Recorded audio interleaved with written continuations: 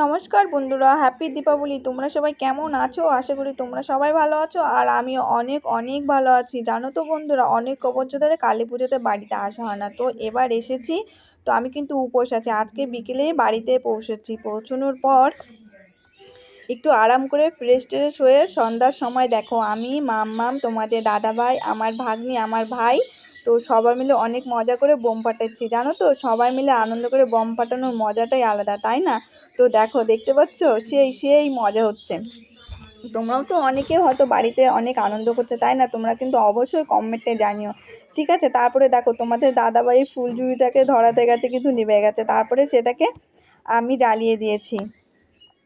তারপরে দেখতে পাচ্ছ, দেখো আমি তারপরে আমি, মাম্মাম আর ভাগ্নি, মাম্মামকে শাড়ি পরিয়ে দিয়েছি। তারপরে আমরা সবাই রেডি হয়ে চলে এসেছি মন্দিরে। দেখতে পাচ্ছ মাম্মাম কী করে মোবাইলে থেকে দেখছে। তারপরে দেখো ঠাকুরমশাই চলে এসে সব কিছু রেডি, এদিকে পুজো শুরু হয়ে গেছে। আর দেখো মাকে কি সুন্দর লাগছে দেখতে, তাই না?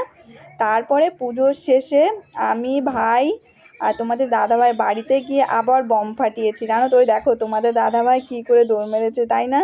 জানো তো, অনেক অনেক আনন্দ করেছি, সন্ধ্যা থেকে অনেক বম ফাটিয়েছি। তো বন্ধুরা, তোমরা কিন্তু অবশ্যই কমেন্ট করো আমার ভিডিও কেমন লেগেছে। তোমরা সবাই ভালো থেকো, সুস্থ থেকো, টাটা, হ্যাপি দীপাবলি।